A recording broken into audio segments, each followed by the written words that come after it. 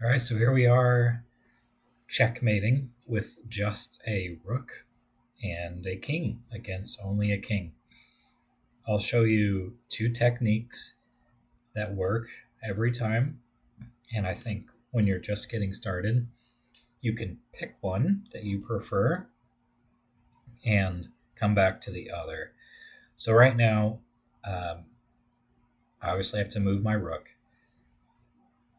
or I lose it and it's a stalemate or a draw. So, um, what I'm going to do is use my king. First technique, the one I think is easier, is to use your king to block off the other king. So when the kings are against each other, obviously because my king is here, the king cannot go to these. The black king cannot go to these three squares. And I'm going to try and push this king to the back rank. Once I know for sure a king can't come this way, I can use the rook to also make sure now the king can't come to any of these squares. So use the rook, and now I'm going to push the king. I'm going to block these three squares, and he goes there. Now I'm going to come this way, and now I'm going to use the rook to block off the entire fourth rank. Now I'm going to use the king, and once he goes and you're directly across from him, you know you can use the rook to force him up another rank. So right now, because of this king, he cannot go to these three squares. When I move this rook here, he will not be able to go or stay on these squares. So it'll force him up to the third rank. So now go up to the third, and now I'm just going to bring my king here. I need to protect the rook. So I don't want to go here right now because then the king can run away back down. So I'm going to go one square this way. If he goes there, now I'm going to move my king all the way to the other side because I want him to come here. Once he's directly across from me, then I can use the rook to push him back. And he went there. I'm going to go. This is a little bit advanced. You don't have to do it this way. But I'm going to go here so that if he goes here, I can push him back again. So let's go here. And now I'm just going to chase him because I need to be directly across from him. Once I'm directly across from him, deliver the check again. Now, I want to be directly across from him when it's my turn to move. So if I go here, it will be his turn to move, and he'll either go here or there. Either way, I won't be directly across from him. So I'm just going to go here. Then if he moves to this square, I'll be directly across from him. He won't because it's not the best move. So if I go here, he's going to go there and threaten my rook. And I'm going to have to move my rook. So I can just stay one step ahead of him and come here.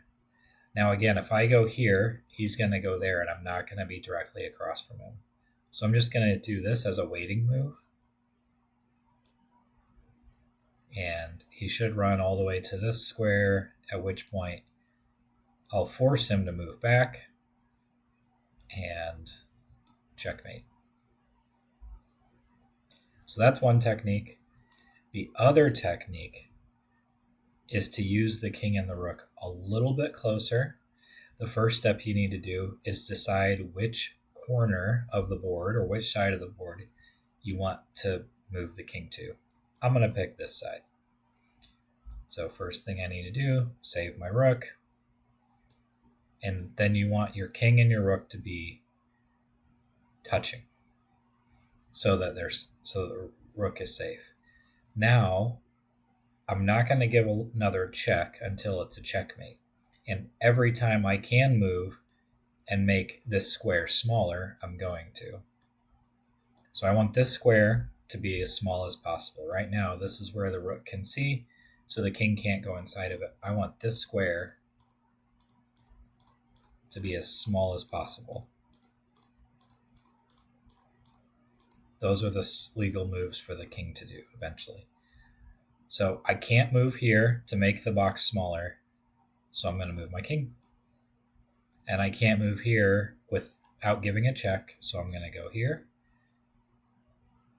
And now I'm going to make the box smaller again. Make the box smaller because I can.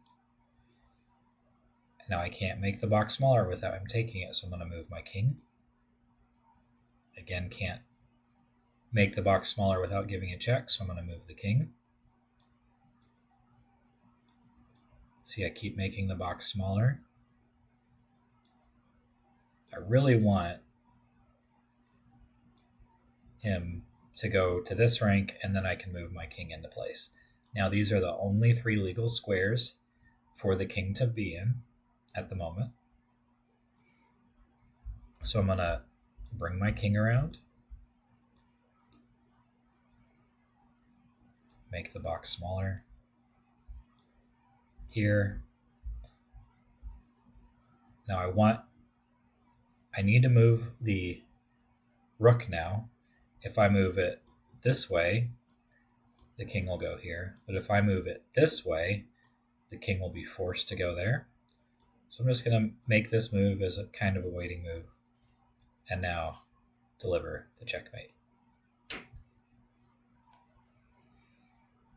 So those are the 2 ways to deliver a checkmate, either using the king as a shield or using them together. So I'm going to show you how when you practice this a lot, you can do it fairly quickly. I know 1 space means I need to move the rook first. It's going to stay on that rank, and now it's a checkmate. This is the same checkmate I just gave. So now I'm going to check.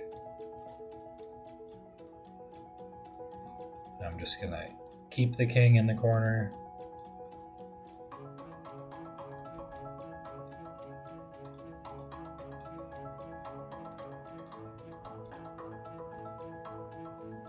I want him to stay on the right side for me, make the box smaller.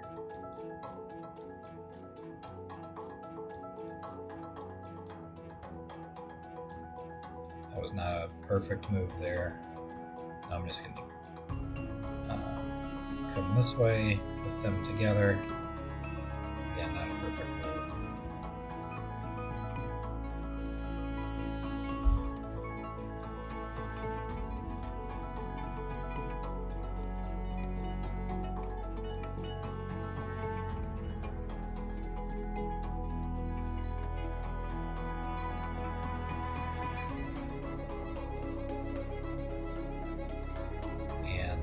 He's going to get checkmated on this square.